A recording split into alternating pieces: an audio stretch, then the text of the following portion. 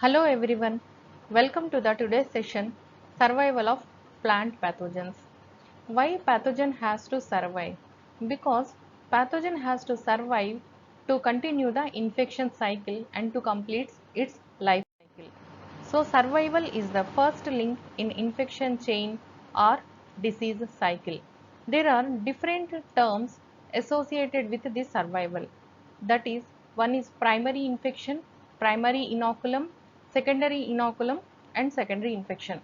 Let us see what are these terms. Primary infection. Primary infection means the name itself indicating that initial infection that occurs from the source of pathogen survival. That source of pathogen survival may be infected host which act as a reservoir for the inoculum, or saprophytic survival outside the host, that is the pathogen surviving on dead organic matter as a saprophyte, or it may be dormant spores or any other structure which present in the host, or it may be on the host or outside the host, that is known as primary infection. That means the initial infection occurs from the source of pathogen survive, that is known as primary infection. What is primary inoculum?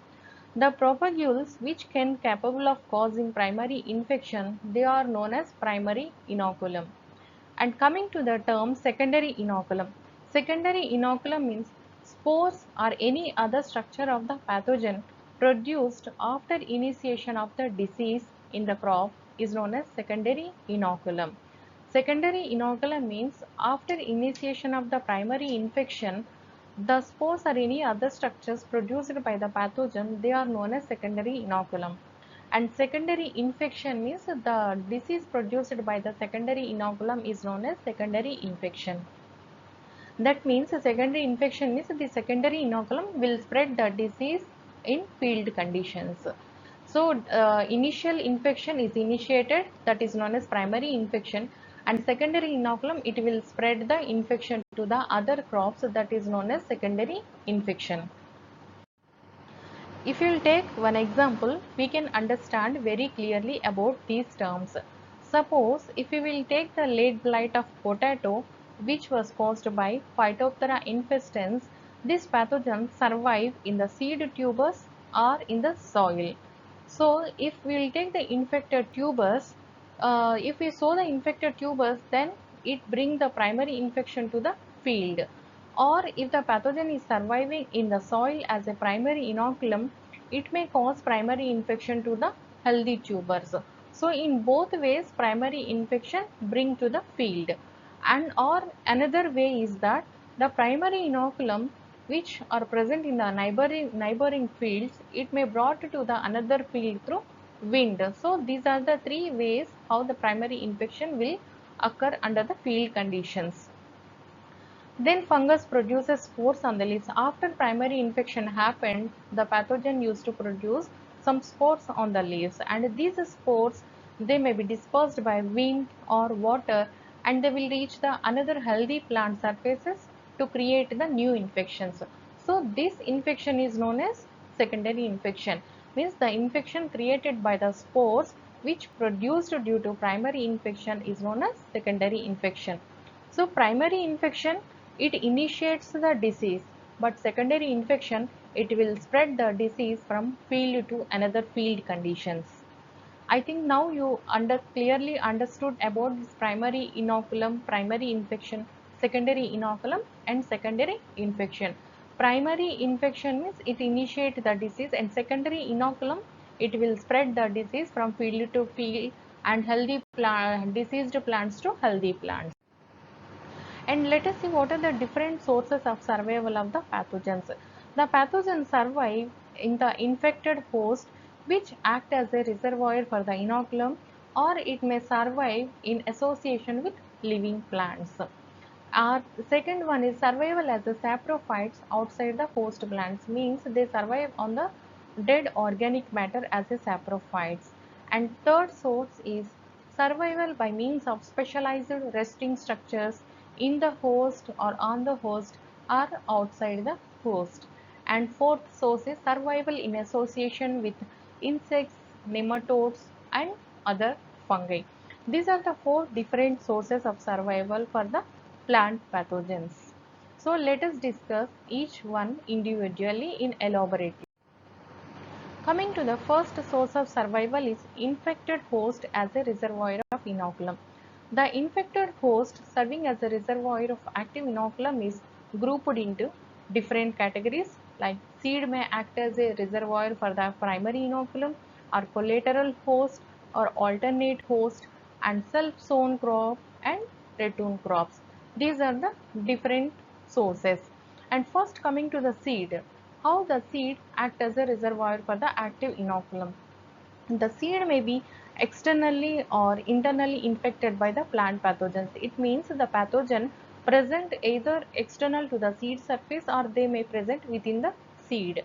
How it will present in the seed means during the course of development of seed or during the maturation period, the pathogen enters into the seed and it remains there, and it acts as an active inoculum for creating the disease. Most seed-borne pathogens, they survive as long as seed remains viable. That means if seed is viable for so many years, then pathogen also be viable for creating a disease. If we'll take some examples, the pathogen of loose smut of wheat, which is caused by Eustylazio nuda tritici, it enters the stigma and style and infects the young seed, in which it survives as a mycelium. That means when pathogen land on the stigma, it goes to the style and it will reach the young seed, and in that seed it remain as a mycelium. So, and another example, if we'll take Pseudomonas syringae pathover tomato, which can survive in dried tomato seed for 20 years. You can see how many years the pathogen can capable of surviving in the seed. So, seed is a active reservoir for the active inoculum to create the disease even in the long term.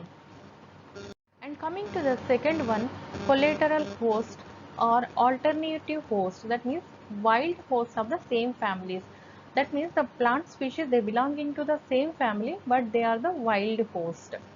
So collateral host, these are the which are susceptible to the plant pathogens of crop plants, and they provide adequate facilities for their growth and reproduction. That means the pathogen which can infect this old wild host of the same families, they can grow and it can reproduce in that wild host during the off. This is especially off seasons, because in main season already the host plant will be available.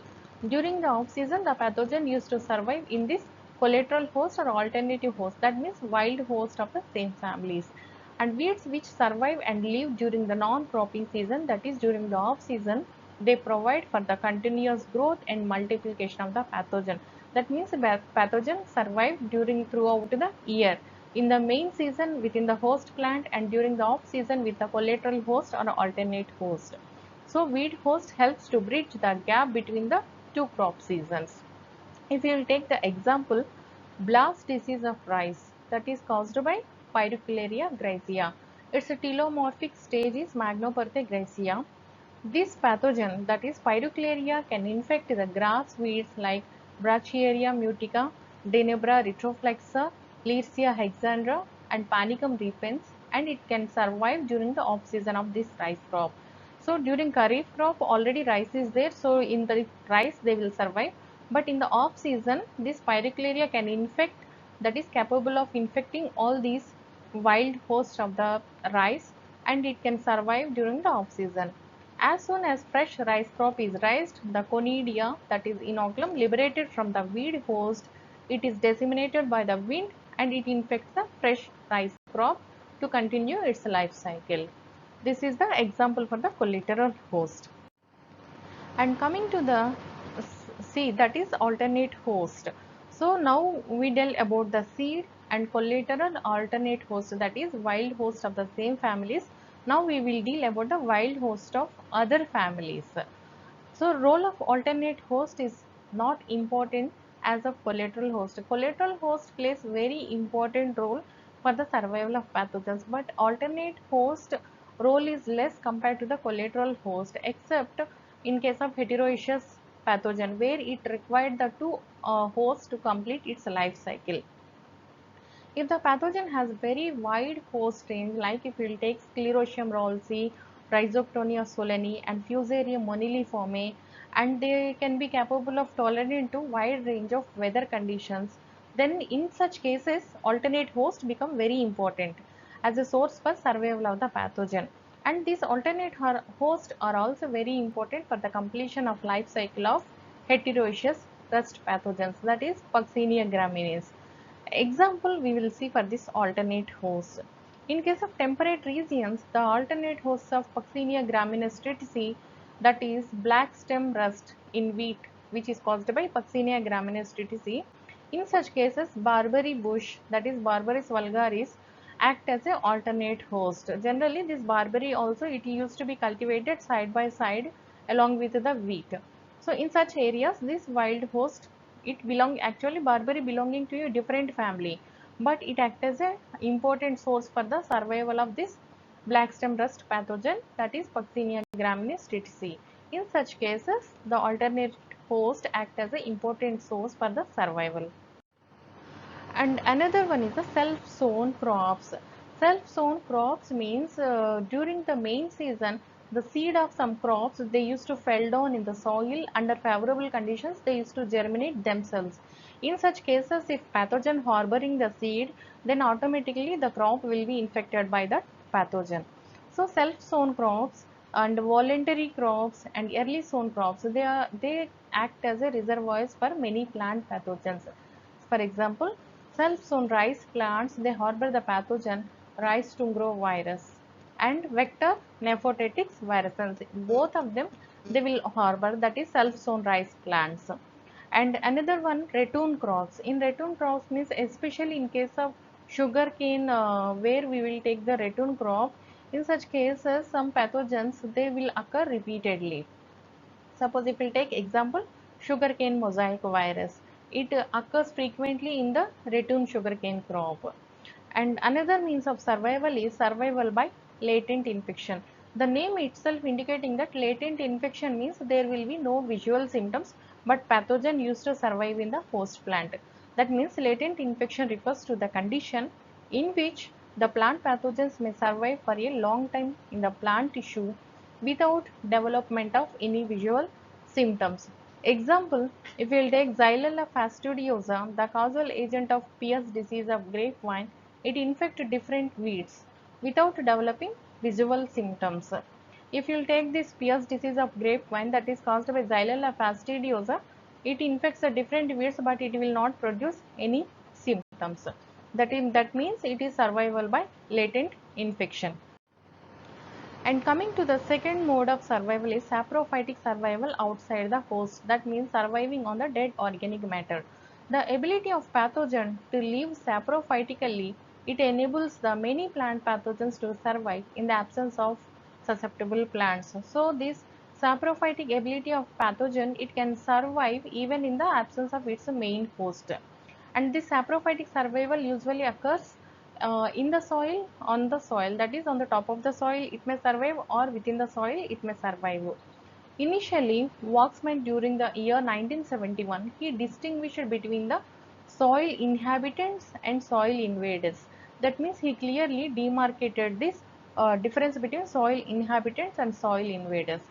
Soil inhabitants, they comprise the basic fungal flora of the soil, whereas soil invaders means they are short-lived exotics, means they live only in the absence of their main host, that is the soil invaders. In the absence of cultivated host plant, fungi are capable of surviving as saprophytes, and we can study the saprophytic survival of these plant pathogens as three categories. First one is the soil inhabitants. Soil inhabitants means they can survive for the long periods, that is indefinitely they can survive in the soil as a saprophyte in the absence of the host plant. What are the examples for this soil inhabitants? Like Pythium, Rhizoctonia and Sclerotium. These are the examples for the soil inhabitants. And second one, root inhabitants. The name itself indicating the pathogens which can survive surrounding the root region.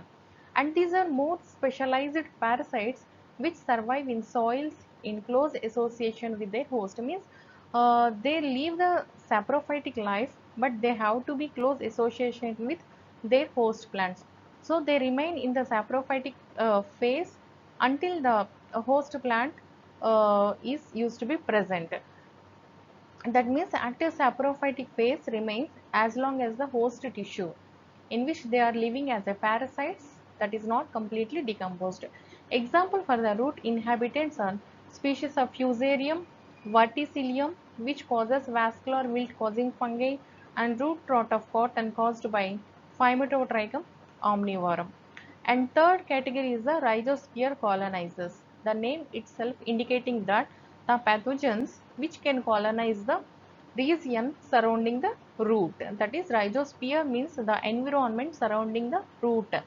So these are the organisms which colonizes the dead substrates in the root region and continue to live like that for a longer periods, which are more tolerant to soil antagonism. And one important character for these rhizosphere colonizers are they can capable of tolerating the antagonistic effect exhibited by the soil microorganisms. That is the special character exhibited by these rhizosphere colonizers.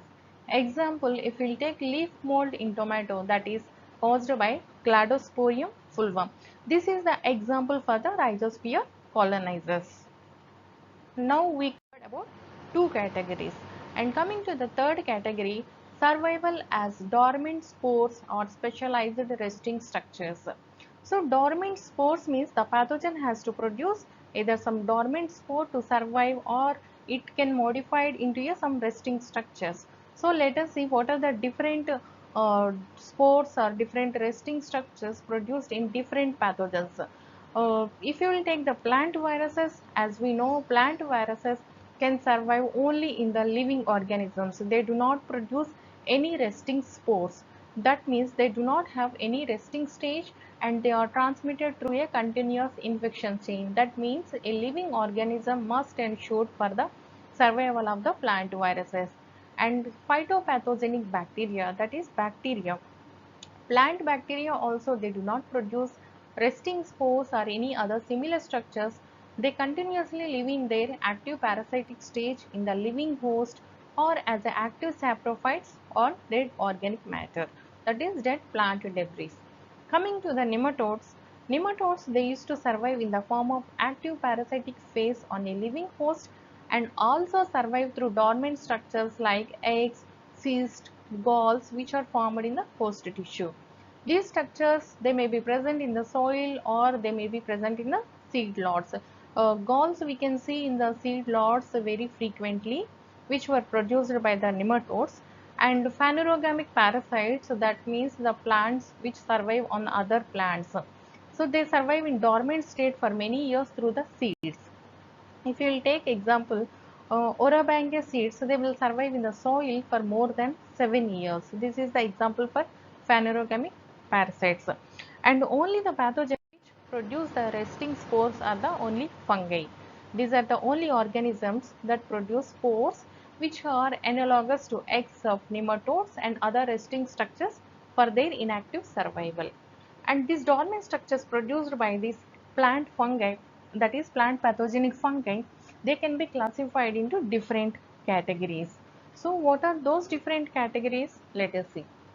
First one is soil-borne fungi. Soil-borne fungi means they used to produce dormant spores. We can see different type of dormant spores produced by soil-borne fungi. If you will take the conidia, conidia are produced in case of peach leaf curl pathogen. That is peach leaf curl disease produced by Taphrina deformans. This Taphrina deformans used to produce the dormant spores like conidia. And chlamydospores generally produced by wilt pathogen like Fusarium, and oospores produced by downy mildew fungi, and perithecia we can observe in the apple scab pathogen, that is apple scab caused by Venturi iniqualis. Here we can see this is the oospores, and here chlamydospores and perithecium. These are the some dormant spores. And other dormant structures are thickened hyphae, means some hyphal cell walls they become thick in nature to survive in the soil. And sclerotia, here you can see sclerotia, These were produced by cottony rot fungus, that is Sclerotinia sclerotiarum. They used to produce the dormant structures like sclerotia and microsclerotia. We can see in the verticillium here, you can see microsclerotia, very small in nature, and rhizomorphs, the name itself indicating the root-like structures, which we can observe in Armillaria millia. These are the other dormant structures. And what are the different factors that infecting the survival of pathogens in soil? Obviously, if pathogens surviving the soil means there are some factors they will influence this survival. So what are those different factors? Physical factors. If you will take the physical factors like high temperature, and if the temperature is very high in the soil, then some pathogens may not able to survive in the soil. And irradiation and desiccation, that is desiccation means a lack of moisture required for the germination of spores or survival of spores. And anaerobiosis. Anaerobiosis means absence of oxygen content. And chemical factors like antibiotics, antagonistic chemicals produced by other microbes, because some pathogenic structures, they are very sensitive to the antagonistic chemicals produced by other pathogens, but these rhizosphere colonizers, they are tolerant to the chemicals produced by other pathogens. And third one, biotic factors like parasitism, predation by microflora and microfauna. Parasitism means the pathogen which can survive on other pathogens. So whatever soil in soil pathogens are there, some pathogen it may parasite these soil pathogens, that is hyperparasitism what we used to call. And predation by microflora, that means this predation habit may exhibited by some other uh, pathogens. So these are the factors: physical factors, chemical factors, and biotic factors. These three factors will influence the survival of pathogen in the soil. And coming to the seed-borne fungi, we dealt about the soil-borne fungi, now seed-borne fungi. The seed-borne fungi are generally classified as externally seed-borne and internally seed-borne. In case of externally seed-borne, dormant spores used to be present on the seed coat.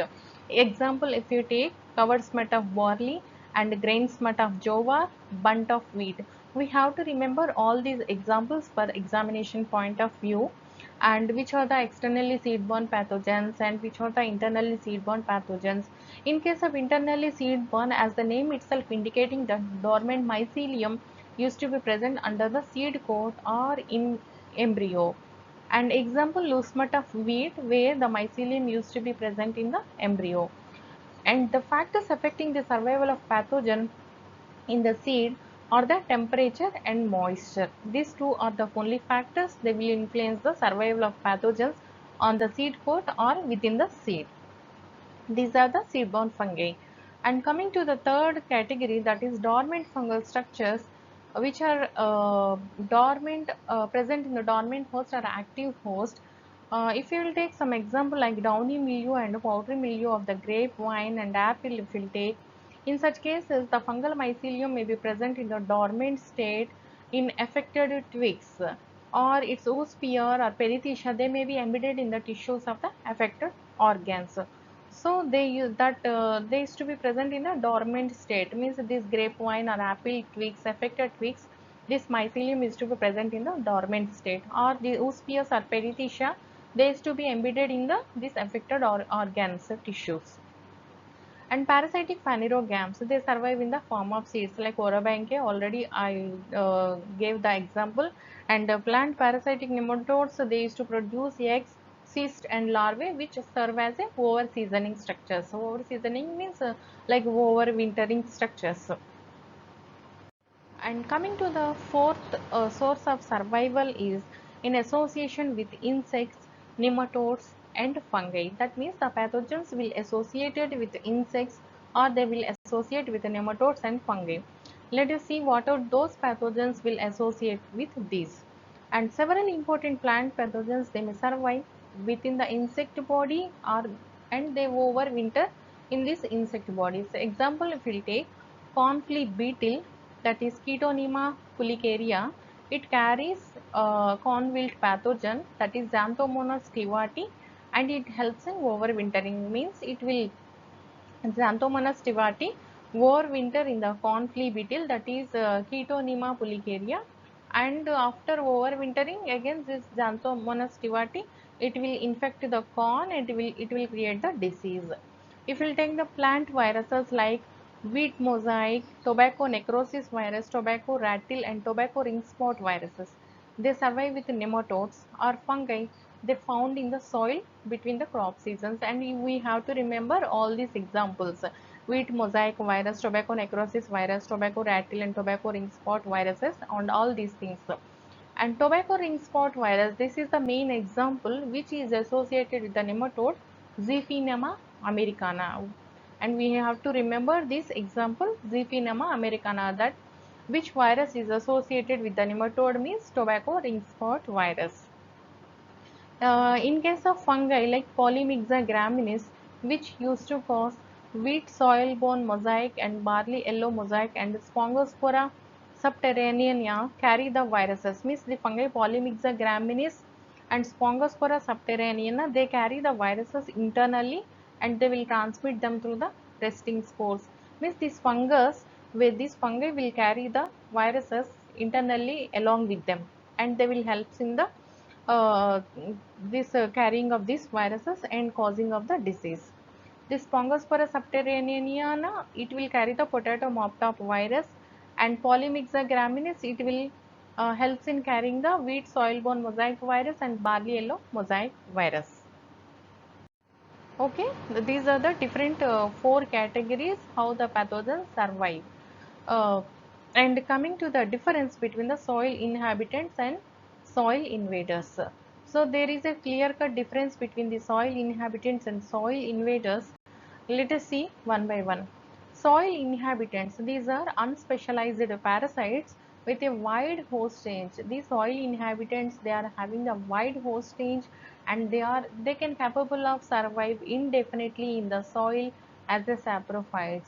But whereas soil invaders are root inhabiting fungi, these are more specialized parasites which survive in soil in close association with their host plant. And soil inhabitants include obligate saprophytes. Obligate saprophytes means they can survive only as a saprophytes. And facultative parasites. Facultative parasites means when the host pathogen, when the host is available, they can lead the pathogenic life cycle. If host is not available, they can lead the saprophytic life cycle. So the soil inhabitants include obligate saprophytes and facultative parasites, and they are exopathogens. Whereas soil invaders include facultative saprophytes. Facultative saprophytes means sometimes they can survive as a saprophyte.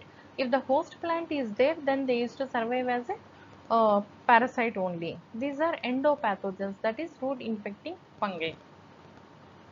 Soil inhabitants are the soil and plant debris serve as a media for their saprophytic survival. So where they lead the saprophytic life cycle means either in the soil or in the plant debris. In case of soil invaders or root inhabiting fungi, the active saprophytic phase remains as long as the host tissue will be available. So in that host tissue, they living as a parasites, and until the host tissue is there, they will lead the saprophytic life cycle.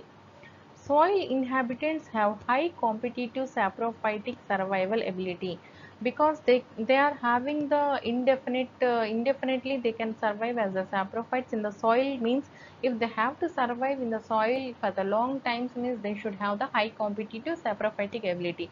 That means they can capable of competing with other microorganisms which are present in the soil.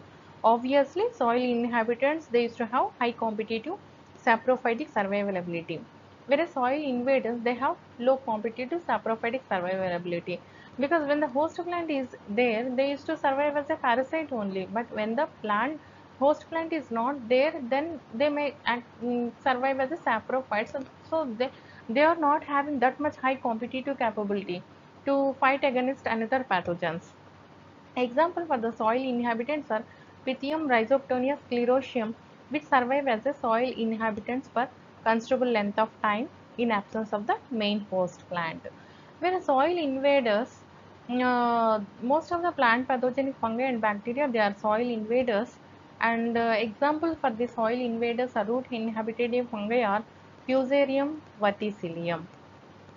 So this is the clear-cut difference between soil inhabitants and soil invaders or root inhabiting fungi. I think now you clearly understood the what are the different modes of survival for the plant pathogens and why they are very important for their survival and how they will survive well during the off season. The four different categories of survival already we saw in today's lecture. Think you liked this today's session. If you like this session, you share with your friends, and thank you for your keen interest in this video, and remember to like and subscribe for more videos. I wish you great success, health, prosperity and happiness. Thank you one and all.